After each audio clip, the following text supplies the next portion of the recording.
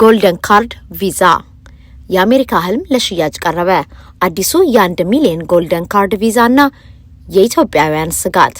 በኒውዮርክ ወደብ የነጻነት ሐውልት ግርጌ ላይ ገጣሚ ኤማ ላዘረስ የደከማችሁ የተራባችሁ ነጻነት የተጠማችሁ ወደ እኔ ኑ የሚል ታሪካዊ ግጥም ተቀርጿል። የግጥም ላለፉት 100 ዓመታት የአሜሪካ ህልም ምንነትን በችሎታ በድካምና በእድል ላይ የተመሰረተ የተስፋ ምድር መሆኗን ሲያበስር ኖሯል። ዛሬ ያ ተስፋ በአዲስና እጅግ ቀጥተኛ በሆነ መስፈርት የሚተካ ይመስላል። ገንዘብ። የፕሬዝዳንት ዶናልድ ትራምፕ አስተዳደር በመስከረም ወር ባወጣው አስፈጻሚ ትዕዛዝ ትራምፕ ጎልድ ካርድ የተባለ አዲስ የቪዛ ፕሮግራም ይፋ አድርጓል። የፕሮግራም የ1 ሚሊዮን ዶላር መዋጮ ለሚያደርጉ የውጭ ዜጎች የአሜሪካ ቋሚ የመኖሪያ ፍቃድ ግሪን ካርድ የሚያገኙበትን ፈጣን መንገድ የሚፈጥር ነው። የዜና በተለይ እንደ ኢትዮጵያ ላሉ ሀገራት የአሜሪካ ህልም በአእምሮ ብቃትና በእድል ሲያሳድዱ ለነበሩ ዜጎች መሰረታዊ ጥያቄ ይዞ ብቅ ብሏል። የአሜሪካ የኢሚግሬሽን ስርዓት ከችሎታ ወደ ሀብት ሙሉ በሙሉ ፊቱን ያዞረ ነው። ጎልድ ካርዱ ምንድነው? ፕሮግራሙ በገጽታው ሲታይ ግልጽ ነው። ለግለሰቦች 1 ሚሊዮን ዶላር መዋጮ ተጨማሪ 15000 የማስኬጃ ክፍያና የደህንነት ማጣራት በማለፍ ቋሚ የመኖሪያ ፍቃድ ግሪን ካርድ ያስገኛል። ለድርጅቶች አንድ ድርጅት ለሰራተኛው ይህን እድል ለማግኘት 2 ሚሊዮን ዶላር መዋጮ ማድረግ ይጠበቅበታል። ከዚህም በተጨማሪ ትራምፕ ፕላቲኒየም ካርድ የተባለ ሌላ እጅግ ውድ አማራጭ ቀርቧል።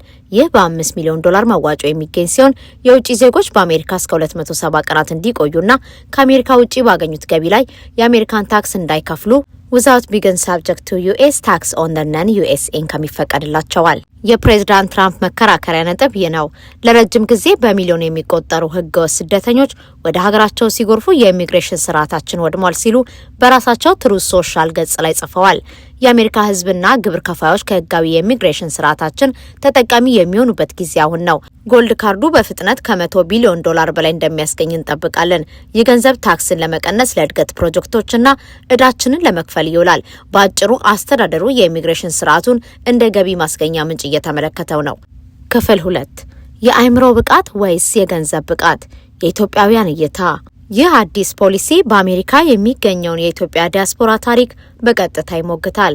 ላለፉት 40 ዓመታት ኢትዮጵያውያን ወደ አሜሪካ ሲመጡ የነበራቸው ዋና ዋና መንገዶች 3 ነበሩ። 1 ፖለቲካ ጥገኝነት አሳይለም። ከደርግ ዘመን ጀምሮ በሀገር ውስጥ በነበሩ አለመረጋጋቶች ምክንያት ነፍሳቸውን ለማትረፍ የመጡ። 2 የእድል ሎተሪ ዲቪ ሎተሪ በእድል ብቻ ላይ የተመሰረተው በሺዎች የሚቆጠሩ ኢትዮጵያውያንን የአሜሪካ ነዋሪ ያደረገው መንገድ። 3 ልዩ ችሎታ EB1 and EB2 ይህ የኢትዮጵያን የአእምሮ መፍሰስ ብሬን ድሬን ያፈጠነው ቁልፍ መንገድ ነው።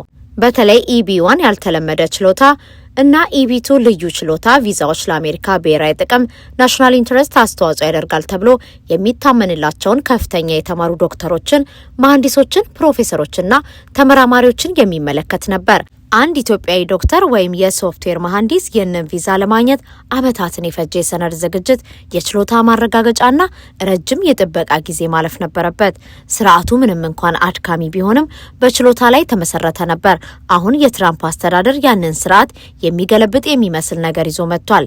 የንግድ ሚኒስትሩ ሃዋርድ ለትኒክ እንዳሉት አዲሱ ጎልድ ካርድ ነባሮቹን የኢቢ1 እና ኢቢ2 የቪዛ ምድቦችን ይተካል። ይህ ትልቅ አንደምታ አለው። አንድ ልዩ ችሎታ ያለው ግን ሀብታም ያልሆነ ኢትዮጵያዊ ፕሮፌሰር አስቡ፣ ለአመታት ምርመራ ሲያደርግ ቆይቶ ያንን የኢቢ2 ቪዛ ተስፋ አድርጎ እየጠበቀ ነው። አሁን አስተዳደሩ እንደሚለው ያ ምድብ ተዘግቶ ቦታው በ1 ሚሊዮን ዶላር መዋጮ ሊገዛው የሚችል ግለሰብ ተሰጥቷል። ያ ግለሰብ ምንም አይነት ልዩ ችሎታ እንዲኖረው አይጠበቅበትም። ገንዘብ ካልሆነ በቀር ይህ የአሜሪካ ህልም ለኢትዮጵያውያን የነበረው ትርጉም ይለወጣል። በችሎታ ላይ የተመሰረተውን የእድገት መንሰላል ሰብሮ በምትኩ የክፍያ መስኮት ፔይ ቱ ፕሌይ ይከፈታል። ህጋዊ ነው? የባለሙያዎች ጥርጣሬና ማስጠንቀቂያ። ታዲያ 1 ሚሊዮን ዶላር ያለው ማንኛውም ሰው ምንም ያህል ህጋዊ ጥያቄዎች ቢኖሩበትም ለዚህ ፕሮግራም መዘጋጀት ሲጀምር ይሆን? የቀድሞ የዩኤስ ዜግነትና ኢሚግሬሽን አገልግሎት USCIS ባለስልጣን የሆኑት ሞርጋን ቤይሊ ፍላጎት ላላቸው ሀብታሞች ምክር መስጠት ጀምረዋል። ቤሊ በአሁኑ ወቅት በአንድ የህግ ተቋም ውስጥ ባልደረባ ሲሆኑ ሀብታም ግለሰቦችና የቤተሰብ ቢሮዎች ከወዲሁ ዝግጅት እንዲጀምሩ ይመክራሉ። ሀብታም ግለሰቦች የገንዘባቸውን ህጋዊ ምንጭና የዝውውር መንገድ የሚያስረዱ ሰነዶችን ማዘጋጀት አለባቸው ይላሉ ቤሊ። በተጨማሪም የኢሚግሬሽን ሪካርዶች፣ ፓስፖርቶችና የስራ ሰነዶችን መሰብሰብ አስፈላጊ መሆኑን ይገልጻሉ። ነገር ግን ቤሊ ራሳቸው በዚህ አዲስ ፕሮግራም ላይ በህጋዊ መንገድ አሁንም ክፍት የሆኑ ጥያቄዎች መኖራቸውን አምነዋል። እነዚህ ክፍት ጥያቄዎች ምንድን ናቸው? ሌሎች የህግ ባለሙያዎች እንደሚሉት ፕሮግራሙ ክፍት ጥያቄ ሳይሆን ሙሉ በሙሉ ህገ ወጥ ሊሆን ይችላል። የአሜሪካ የኢሚግሬሽን ምክር ቤት ባልደረባ የሆኑት አሮን ሬክሊን ሜልኒክ ፕሮግራሙ እጅግ በጣም ህገ ወጥ ሲሉ ይገልጹታል። ለምን? ምክንያቱም በህግ መሰረት EB1 EB2 ቪዛዎች ያልተለመደ ወይም ልዩ ችሎታ ላላቸው ወይም ከፍተኛ ዲግሪ MA ወይም PhD ኖሯቸው በአሜሪካ ድርጅት ለሚቀጠሩ ሰዎች ብቻ የተፈቀዱ ናቸው ይላሉ። ፕሬዝዳንቱ በአስፈጻሚ ትዕዛዝ ብቻ ኮንግረስ ያጸደቀው ህግ ሊቀይሩ ወይም ሊሽሩ አይችሉም። ይህ ትንታኔ የጎልድ ካርዱን የሚገዙ ሀብታሞችን በተለይም ኢትዮጵያንን ትልቅ አደጋ ላይ ይጥላል። ሬክሊን ሜልኒክ እንዳስጠነቀቁት ማንም ሰው በዚህ ፕሮግራም ግሪን ካርድ ቢያገኝ ወደፊት የሚመጣ አስተዳደር ዴሞክራቶች የሰውየውን ህጋዊ ስህተት ሙሉ በሙሉ የመንጠቅና የማባረር መብት ይኖረዋል። በአጭሩ $1 ሚሊዮን የተገዛው ግሪን ካርድ በቀጣይ ፕሬዝዳንታዊ ምርጫ ውጤት ላይ ተመስርቶ ሊወረስ የሚችል እጅግ ውድ የሆነ የጊዜያዊ መግቢያ ቲኬት ሊሆን ይችላል። የሁሉም ነገር ዋጋ፣ የማንም ነገር እሴት። ታላቁ የአየርላንድ ደራሲ ኦስካር ዋይልድ ስሌክ በነገር ላይ የሚሳለቅ ሰው ማለት የሁሉንም ነገር ዋጋ ወይም ፕራይስ የሚያውቅ ነገር ግን የማንኛውንም ነገር እሴት ቫልዩ የማያውቅ ነው ብሎ ነበር። A cynic is a man who knows the price of everything and the value of nothing። የጎልድ ካርዱ ፕሮግራም አሜሪካን በዚህ የጥርጣሬ መነጽር እንድትታይ እያደረጋት ነው። የአንድ ቋሚ የመኖሪያ ፍቃድ ዋጋ $1 ሚሊዮን ተብሎ ተተምኗል። ነገር ግን ያ ቋሚ የመኖሪያ ፍቃድ የሚወክለው እሴት ምንድን ነው? ለአንድ ኢትዮጵያዊ እሴቱ ከገንዘብ በላይ ነበር። እሴቱ በሀገሩ በነበረው አለመረጋጋት ምክንያት ያጣውን ሰላም ማግኘት ነበር። እሴቱ በሀገሩ ባልተመቸው ስርዓት ምክንያት ሊገልጸው ያልቻለውን ልዩ ችሎታ በዓለም መድረክ ላይ ማሳየት ነበር። እሴቱ በዲቪ ሎተሪ አማካኝነት እኔም እኮ እድለኛ ነኝ ብሎ አዲስ ህይወት መጀመር ነበር። ይህ አዲስ ፕሮግራም ያንን ሁሉ እሴት ወደ ጎን በመተው የዶላር ቁጥርን ብቻ መመዘኛ ያደርጋል።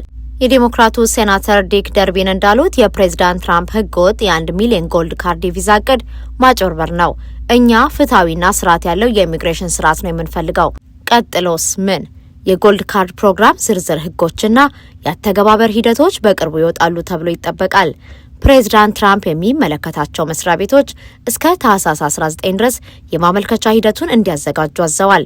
ይህ በእንዲህ እንዳለ በአሜሪካ የሚኖረውም ሆነ ወደ አሜሪካ ለመምጣት የሚያልመው ኢትዮጵያዊ በአንድ እጅግ አስቸጋሪ ምርጫ ፊት ለፊት ቆሟል። የቀድሞ USCIS ባለስልጣን ሞርጋን ቤሊ የ$1 ሚሊዮን መዋጮ ራሱን የቻለ መስፈርት ሳይሆን ልዩ ችሎታ እንዳለ ወይም ለብሔራዊ ጥቅም እንደምትጠቅም ለማሳየት ጠንካራ ማስረጃ ተደርጎ የሚቆጠር ነው በማለት አስተዳደሩ ሊጠቀምበት ያሰበውን ህጋዊ ቀዳዳ ይጠቁማሉ። ይህ ማለት ገንዘብ አለኝ ማለት ልዩ ችሎታ አለኝ ከማለት ጋር እኩል እየሆነ መጥቷል ማለት ነው። ለአንድ ኢትዮጵያዊ ባለሀብት ይህ ምናልባትም በገንዘቡ ሊገዛው የሚችለው ትልቅ እድል ይሆናል። ነገር ግን ለአብዛኛው ኢትዮጵያዊ በተለይም ላለፉት 20 ዓመታት በእውቀታቸውና በችሎታቸው ላይ ብቻ ተማምነው የአሜሪካን ህልም ሲያልሙ ለነበሩት የዜና የነጻነት ሐውልት የያዘችው ችቦ ብርሃኗን እያጣች እንደሆነ የሚያበስር አሳዛኝ ክስተት ነው።